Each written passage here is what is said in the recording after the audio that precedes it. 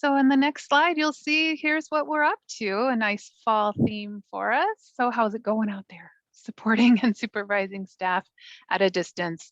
Some people have been doing this a very, very long time, and some people were thrown into supporting and supervising staff very, very recently during the pandemic. So we have reached out to a couple of people to share their expertise, and then of course we will provide lots of space for people to share what's been working or not working in your context as well. So thank you. This is the first in a series of ABE Administrator webinars that we are doing.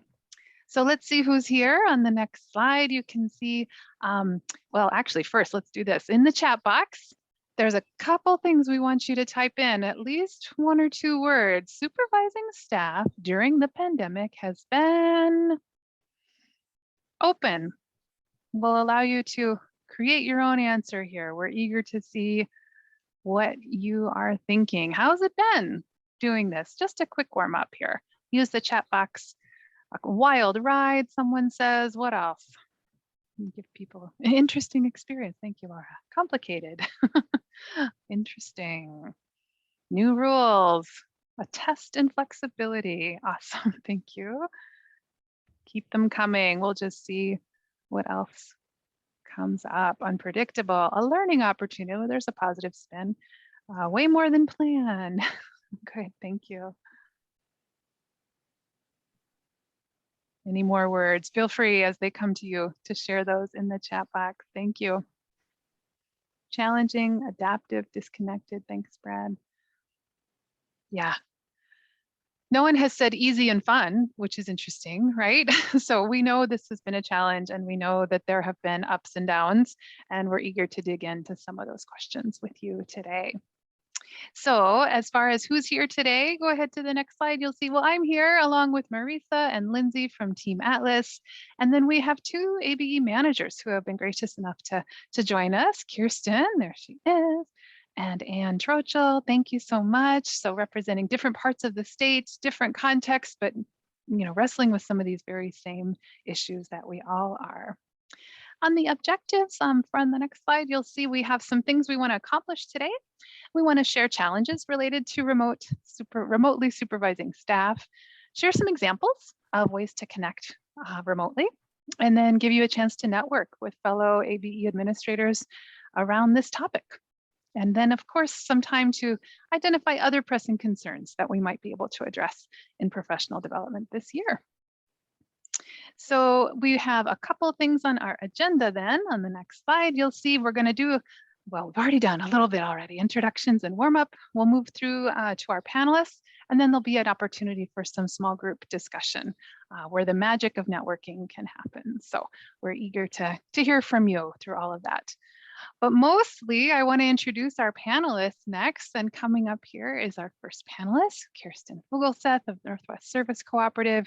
I'm sure many of you already know Kirsten, but may have not had a chance to talk to her about this unique context that she's been working in a really long time. So thank you so much, Kirsten, for joining us and sharing some tidbits about how it's working for you up in the Northwest part of the state. Thank you. You're welcome. Thank you for inviting me to be a part of this. So as Patsy said, I'm Kirsten Fuglseth. I coordinate adult basic education services at the Northwest Service Cooperative, which is located in Thief River Falls, Minnesota. I've been with ABE for 25 years, I think it's been now, and started as coordinator when I was several years into being a teacher. I started as a coordinator of the program in 2005. So this distance thing is nothing new to me. As you see there, I drive 43.5 miles one way to get to work, 43.5 miles to get home. So I add an extra couple of hours a day just to that. And prior to COVID, I probably only saw my staff about maybe 6 times a year, and maybe a few more times if we would go to some statewide trainings or things like that. So I have on the screen just a map that sort of shows you our consortium, and I've been meaning to get to this project of colorizing it again for us because we've sort of expanded over the last few years, and the old map that I had wasn't quite accurate anymore. So this gives you a pretty good idea. Our consortium is 30 school districts, It encompasses 11 different counties and more than 14,000 square miles now. I used to tell people more than 12,000, but it's actually, I did the math and it's significantly more. We have 13 classrooms located in our consortium. I am the coordinator. We only have one coordinator that oversees the entire area. We have one part-time data specialist who has overseen the entire area, and we recently added a second part-time data specialist who oversees simply one classroom, our largest classroom. And we currently have 11 teachers on staff. And so supervising from a distance, I mean, if you are to look in, I'll see if I can maybe bring up my laser pointer and show you, but right here is Thief River Falls. So this is where I'm located. And you can see that the consortium is significantly bigger than that. So supervising staff at a distance has not really been it's all I've ever known. We used to, just to give you some perspective, we once had a teacher in Lancaster, Minnesota, who would always say it's 3 miles shorter to drive from Minneapolis to Chicago, Illinois, than it was to drive from Lancaster to Minneapolis for a meeting. So it gives you a perspective about really how geographically spread out we are. When we try to get together as a staff have to travel quite a bit. You can see our most northern classroom is War Road, which is steps from the Canadian border. And I literally mean steps. And our southernmost classroom is in Park Rapids. So that's a spread of about 167 miles, sorry.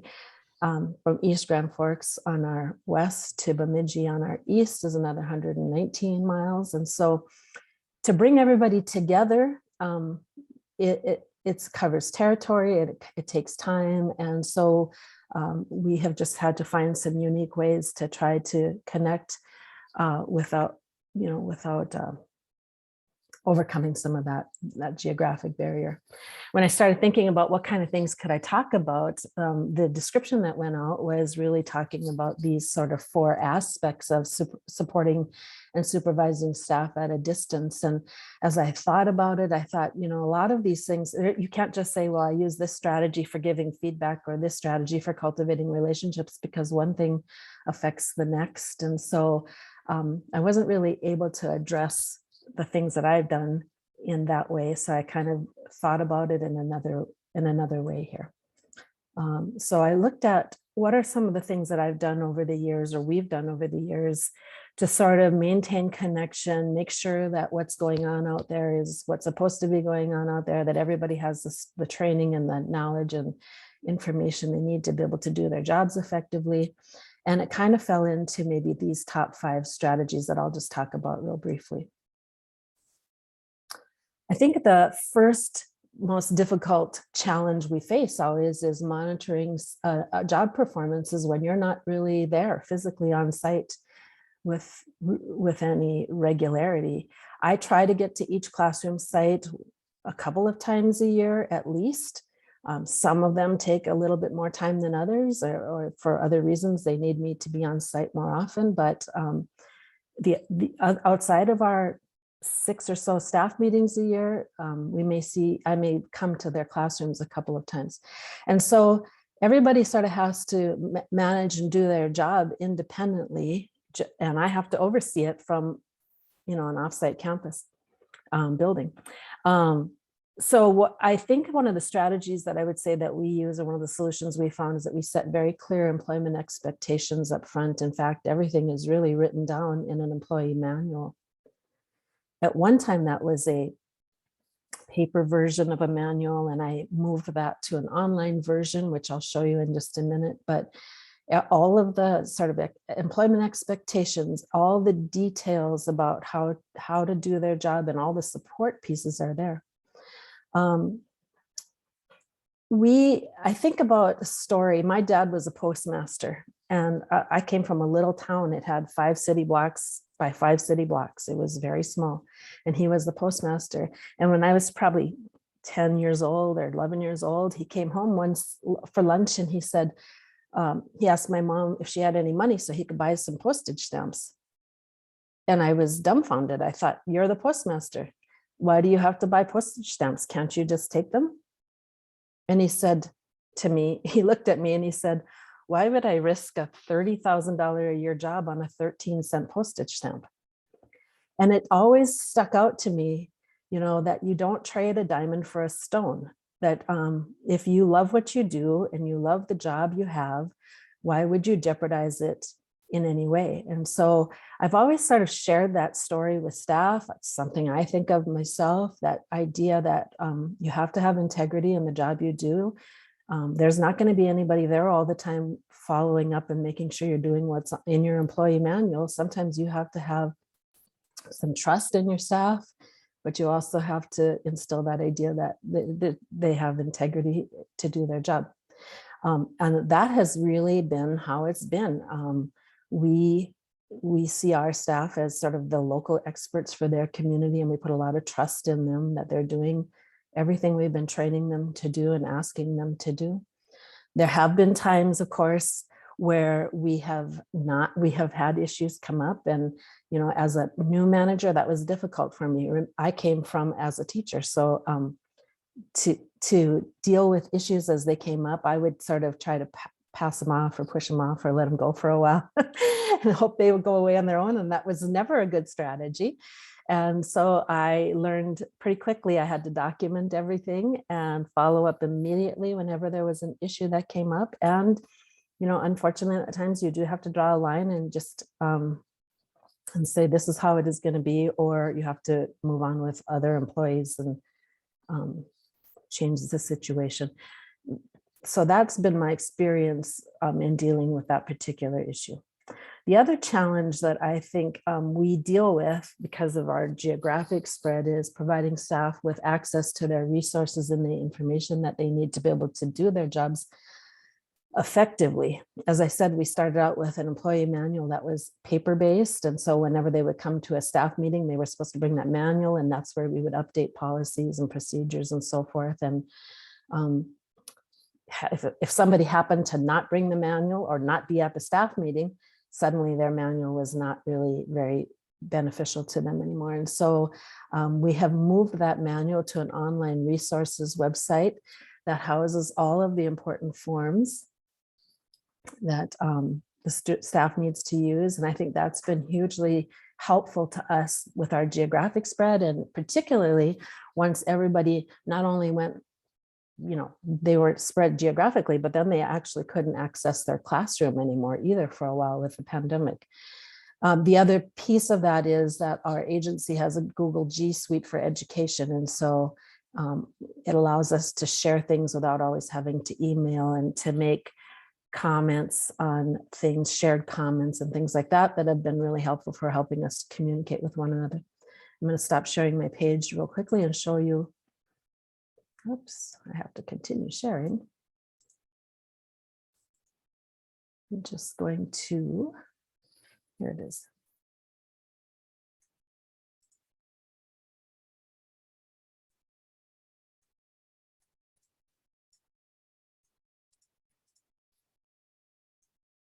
There it is. Sorry, I have to move all these things out of the way so I can get back to what I'm looking for. Here it is. I wanted to just show you, this is our online resources. We call it an online resource website. We use it for training new employees. It has all of our policies and procedures for employment, has all kinds of information about their classroom, about the consortium, about their employer, talks about how they can market their classroom. It has all these, all access to their timesheets, any kind of forms that they might need to do their work, policies and procedures. So it's kind of our one-stop shop for putting all of that information. So no matter where they are, they have quick access to it. And in this middle section here, you see we have like just a quick access to some of the most commonly used things, their timesheet files, the forms that they use most frequently, travel and expense forms and so forth, testing forms, things like that.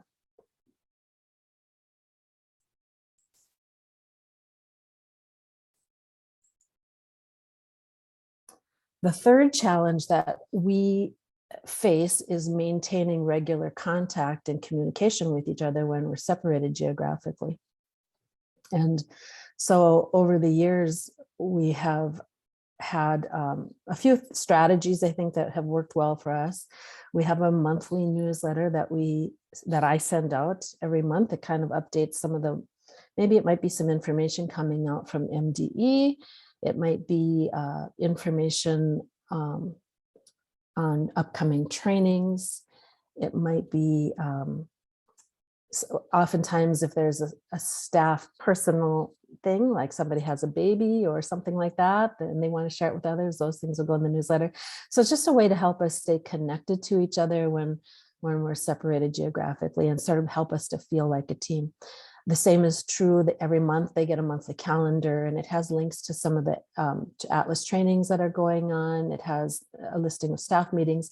We always recognize everybody's birthday, so the birthdays get put on the calendar so that the teachers, even though they're not in the same classroom, they can send out a birthday email or make a phone call or send a text message. When people do need to communicate, especially with me, I try to make sure, very, very sure, that I, as quick as I can be at responding to those things. It's kind of funny that over the years, a lot of it's come now through text messages. If there's something immediate that somebody needs, they text me, even if I'm sitting at my desk at my desk and ready to respond by email, they like to text me, and I'm okay with that. We do have some social media pages that we've set up. We have our Northwest Service Cooperative Adult Education page, which kind of gets information out there, but we also have a group. It's a social media group on Facebook that's just for our own staff. It's just our teachers, where they may share things with each other that they see, interesting ideas or things like that. We do hold regular staff meetings. Prior to COVID, those were always in person, and they were always in Thief River Falls. And as I said, about 6 times a year, long ago, 25 years ago when I started, they were every month. We've moved to about 6 times a year or so. And that was wonderful, because everybody then looked forward to getting together and being able to share information and share resources and ask questions. Of course, with COVID, that became a sort of a thing of the past. We had to move to virtual staff meetings. And I would say the change that we made there is that we went to more frequent staff meetings at that point in time. So rather than being on a Friday every 6 weeks for 6 or 7 hours, our virtual staff meetings stayed on Fridays when we don't have classes, but they would be from 9 to 11 in the morning, and about initially, we did them about every other week for a while, and now we're down to about every 6 weeks. And another thing that's really worked well for us to stay connected with each other, to make sure we're getting all of the information out to people, is to have overnight in-service trainings. Once a year has been our pattern for many, many years. We've gone somewhere where we've had a Thursday and Friday training just for our staff. Oftentimes it's sort of thematic in nature, and more in depth than anything we could do at a staff meeting. So for instance, if we're doing now online testing training, that takes a long time. It's not something that's easy to do virtually. And so those would be the kinds of things we would probably do at one of these longer in-service trainings. We typically have done these in the fall, early in the fall, kind of as a back to school kickoff. We've sort of moved that now into August. So it now sometimes butts up a little bit against Summer Institute, but the staff seem to really appreciate having that time. They really appreciate even just the downtime in the evenings where they can just talk as colleagues. And, oftentimes, even when you're not it's not on the agenda, it's still in the conversation during those times. So that's been really helpful for us. The other challenge we face is fostering sort of teamwork and shared expertise when you're spread over a large geographic area. For many years, everybody did everything. And as ABE becomes more complex and there's more expectations and more trainings and required trainings and so forth, it has become more and more difficult.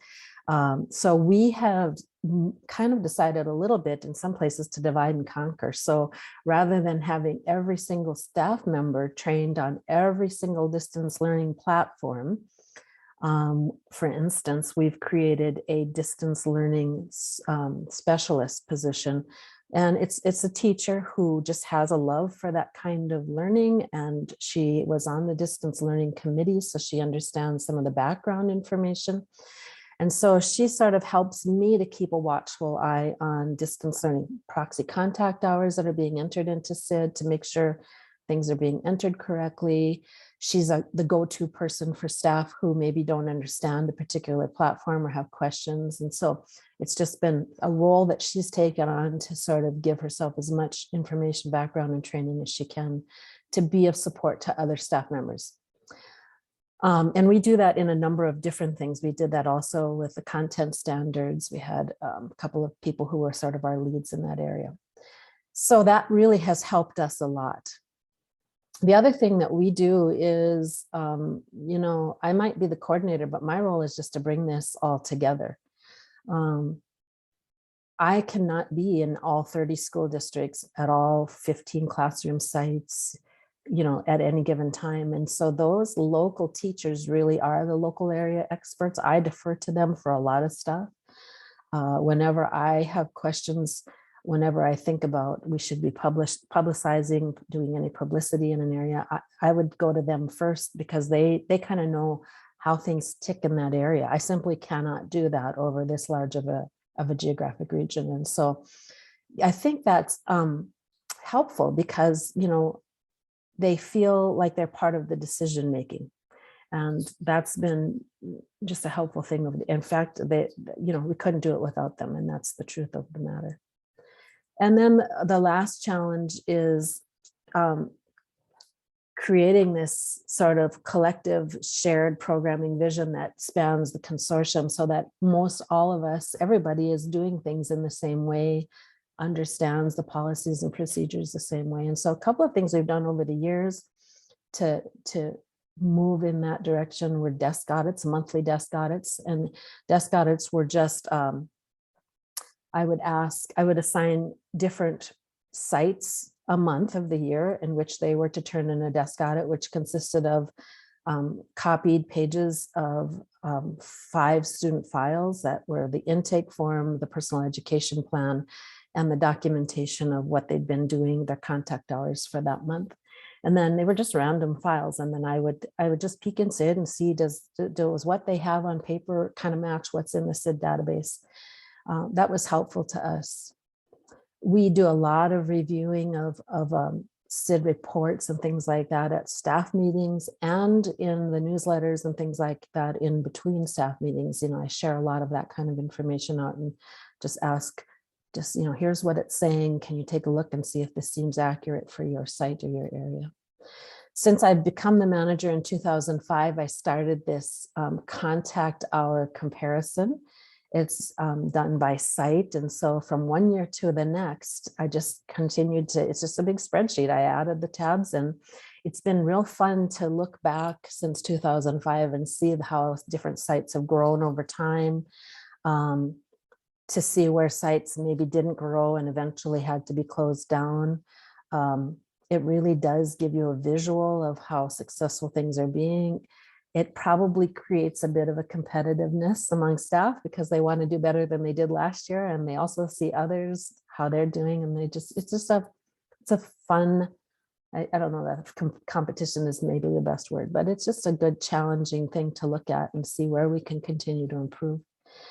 And then the other thing that we do is that we ask for all staff. As I said, they're the experts. And so I need them. I can't do my job without them and they can't do their job without me, likely. So together we work on all of these consortium level plans that are expected of us, technology plans, distance learning plans, all of these things that are out there that are done at a consortium level, everybody has input on.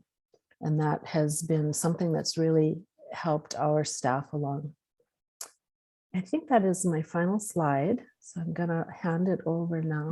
Thank you. We actually did have a question while Anne's working on sharing her piece. I wanted to just lift this up for you, Kirsten. There was a question about how the overnight staff trainings work into teacher schedules. Are they paid for the whole 24, 48 hours? How does that work for you?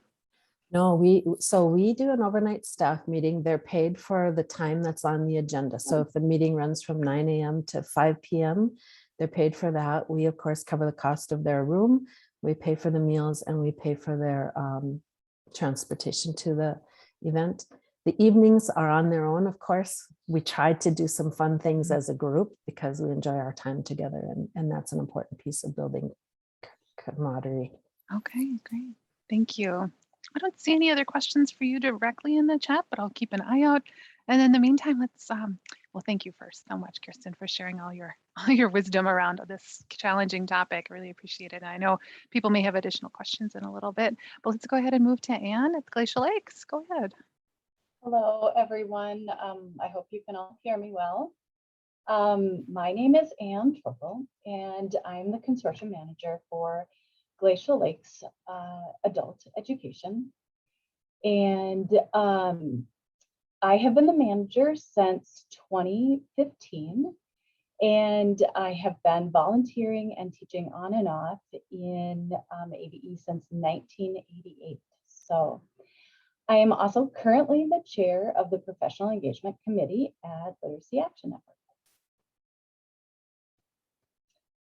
So let me just stop and say thank you to Kirsten for sharing all of that absolutely amazing wealth of knowledge around supervising at a distance. When I was asked to be a part of this, I just really feel like I was very fortunate to be partnered with her. We have very different sort of lenses to look through when it comes to managing and supervising at a distance. So Glacial Lakes Consortium, there are 10 school districts that are members of our consortium. We are located in West Central Minnesota. We are a lot smaller geographically than Kirsten's consortium. Ours is about 75 miles north to south and about 65 miles east to west. We currently have 5 sites that are open for programming. And our 2 biggest sites are Wilmer and Hutchinson. And at those 2 sites, we offer programming multiple days a week. And our other sites offer 1 evening a week. There is me as the consortium manager and 1 support staff. And then I have 16 teachers. 12 of those teachers are between the Wilmer and the Hutchinson site, and 4 of them are at our one-room schoolhouse sites. So,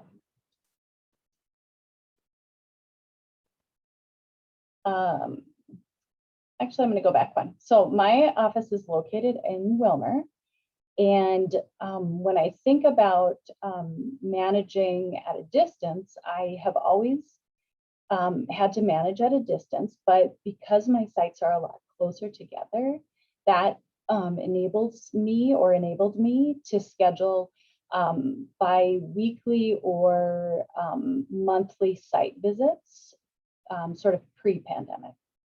And then when I think about how things have changed as a result of the pandemic, initially forced to do basically all supervising and supporting remotely.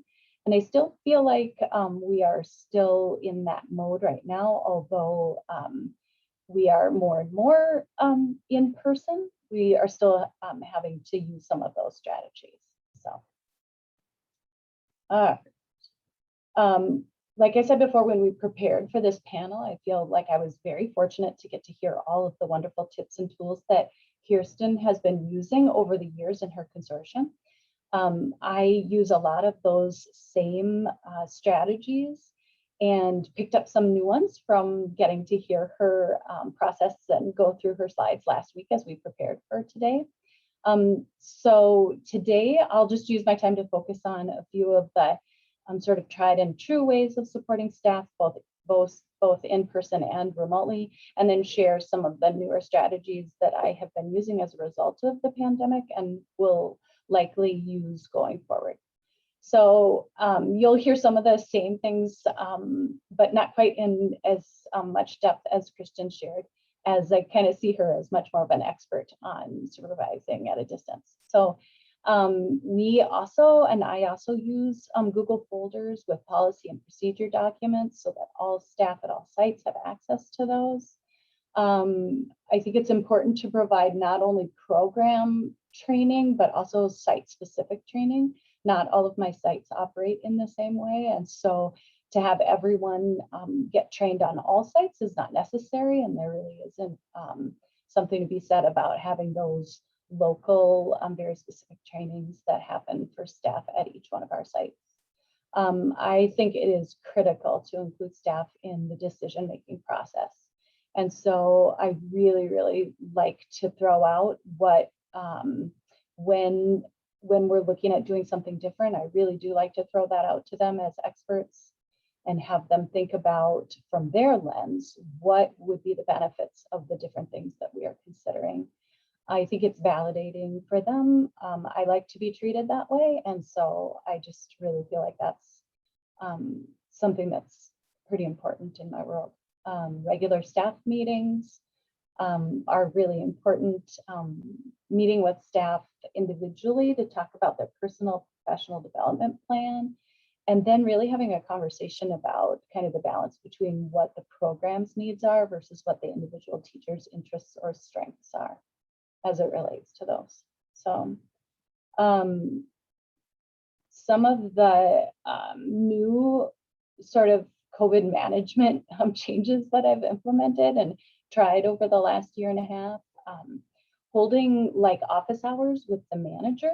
And so setting up a Zoom or an online meeting that occurs regularly, whether that's weekly or monthly, and sharing that with the staff and letting them hop in and just process and go over questions that they have, ideas that they have, and just bounce those ideas off of each other. We also noticed too, we were missing the ways that we connected when we were in the buildings together. And so that provided some of that just general support for each other.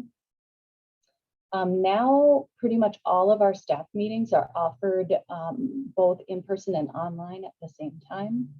I think that we have recently bought the OWL camera. And so I was the first one to try and use that. It was not necessarily a shining moment for me, but I think it was important for them to see that I was willing to try that new technology too, just like we are working on this year with our classrooms and our students.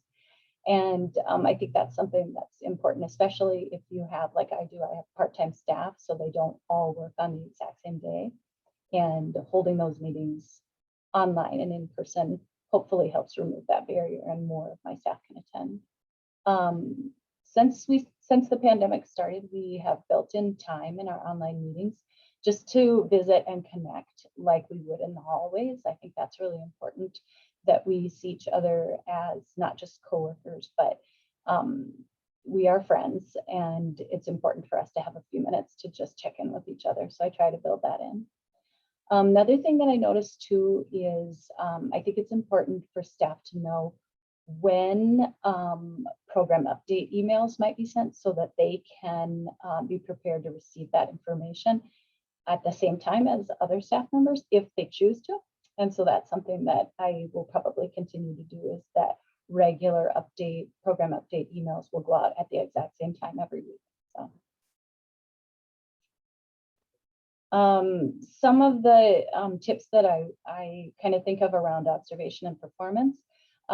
So managing performance, I think, can be limited depending on how it works at your school district or your organization. And so I cannot do official observations without my community ed director. So I do a lot of mini observations. And by that, I mean 15 minutes or less. I provide direct and immediate feedback to those. I think they are a really good way for me to see what's going on in our classrooms, but for our teachers to really hear some insights about what I think that's happening in their classrooms. So I always schedule my site visits at a time where I can observe them in action, and then stay perhaps after they're closed, so that we can discuss those observations and then the other topics and the reasons for those site visits. One of the things that happened during the pandemic that really served me well was to offer to provide tech support for our online classes. this really gave me a bird's eye view of the programming, of the online programming, and it helped me understand some of the issues that were arising for teachers, for students, just for us programmatically. It was, I continue to do that occasionally, and it really does make a big difference for me. Just a couple of things that I think is important. Always negative feedback should be one-on-one. I try very hard to always assume positive intent of my coworkers and my staff. And as we talk about what's going on in programs in times where we've had conflict or had misunderstandings, that's important for me to remember. And then also to try and implement blameless problem solving, which I think is also a part of being sort of focusing on solutions rather than how we ended up where we are. So those are just a real quick view of some of the things that changed for me as a result of doing more managing and supervising at a distance than I did prior to the pandemic. And like I said, I kind of still feel like I'm operating in that sort of way. So I think we'll turn it back to maybe to Patsy as we look at getting into our breakout. Yeah, thank you. Thank you so much. Just one question for you, Anne. Can people come in and out of office hours, or do they arrive all at the same time? How does it look? No, we keep it open. Keep it open and just wait to see if anybody comes. I have been stood up before. And that's okay. Right. It's only there if they need it. So yeah, gotcha. Patsy, let me ask you a quick question. Am I going to keep sharing on my screen, or what's the next move? You can actually stop sharing. Okay. And we'll go ahead, and the next step here is for folks to go into breakout rooms, and I deeply encourage you not to leave. I know this is that moment, it's like, oh no, breakout rooms, out of here. Please stay. This is where you get to talk to each other. So don't get off the bus. We're going to have just a few minutes in breakout rooms. There's going to be a facilitator in each room, and you only have about 10 minutes. So I do encourage you to turn on your microphone, turn on your video, say hello, and there's a couple of questions to discuss together. So Marisa has put us into these rooms. I'll chat out the link to the notes, and everyone should be able to take notes, although the facilitator is probably the easiest person to just assign to do that. And you'll have a chance to just chat with each other about, the facilitator will help you, but what resonated, what's been left unsaid, other ideas that you have, and then of course other ideas perhaps about other topics that we can cover in other areas. So we'll pause the recording here. Marisa, are we ready? All right, so just a couple things we wanted to wrap up with. For those of you who facilitated a group, if there's something you want to put in the chat box that you want to be sure people have a chance to see, feel free to do that. Otherwise, that document, of course, is available to anyone to take a look and see all the things that people said around what's resonated, what's unsaid, possible solutions, and more ways to support staff from a distance. I'll just open it up just for a moment to any of the facilitators or anyone who is in a group. Is there something you want to share that you will be sad if you don't share? Life is too short to be sad about something like that.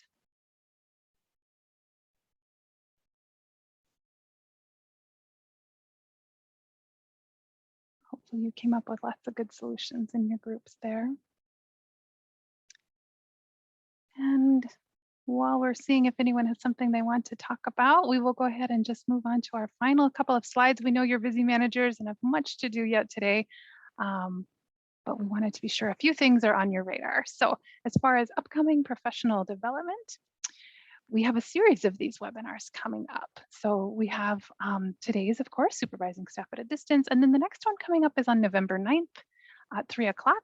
We're trying to accommodate the times that people are available. We did a survey and people landed on typically later in the afternoon. So we're trying to do that as possible to accommodate schedules. The next one will be around learning models and how to make decisions and shift as a system. So pivoting has become a new word that we use, right? So pivoting perhaps to a remote learning environment or doing high flex or deciding what combination of offerings your programs have will be the focus of next month's webinar. And then another one to have on your calendars is February 23rd at 1 o'clock, and then April 20th. So put that on your calendar as well for 1 o'clock. And this is the series of specifically for administrators in our system. A few other things of note, though, we do want to be sure you know about the one-room schoolhouse and supporting English learners in the classroom. That one's coming up on Wednesday. And Marisa, if you have a chance to put these links in the chat, that would be great. And then the fall ABE conference, still here, still awesome. This, of course, in lieu of our regularly scheduled programming with regional events, since we can't come to you this season. We hope you will join us online for that event on Friday, November 5th. That will be an all-day event. We have a keynote speaker. There's actually lots of detail in the calendar. You can see the topics are already there and registration is up. So join us for that event coming up next month. And then we do want to be sure you know about Mighty Networks. We know you know about it in general, but there is an administrator group. So a group specifically for you all. So for folks who are in a coordination role, a managing role, those of you who are doing the supervising, there is a group just for you. We hope you'll join that. Maurice's put that in the chat. I'll pause here and see if my colleagues have anything to add. Astrid, Brad, anything, let me know. Otherwise, I just want to give a big thank you to everyone behind the scenes and especially to Kirsten and Anne for their help in sharing their wisdom from their programs today. And I'll pause here to see if anyone has anything else they wanted to ask about or chat about. Yeah, particularly thank you to our panelists for putting those slides together and helping us out. Yeah, you're welcome, Laura. There will be a follow-up article in the newsletter next week pointing out some of the wisdom shared today and linking to the recording and to the slides and such as well. So look for that. Well, with that, I will stop sharing and people are welcome to come on camera if there's something else they would like to chat about, and I'll have Marisa stop the recording, but we won't go anywhere for a moment if you wanted to keep chatting.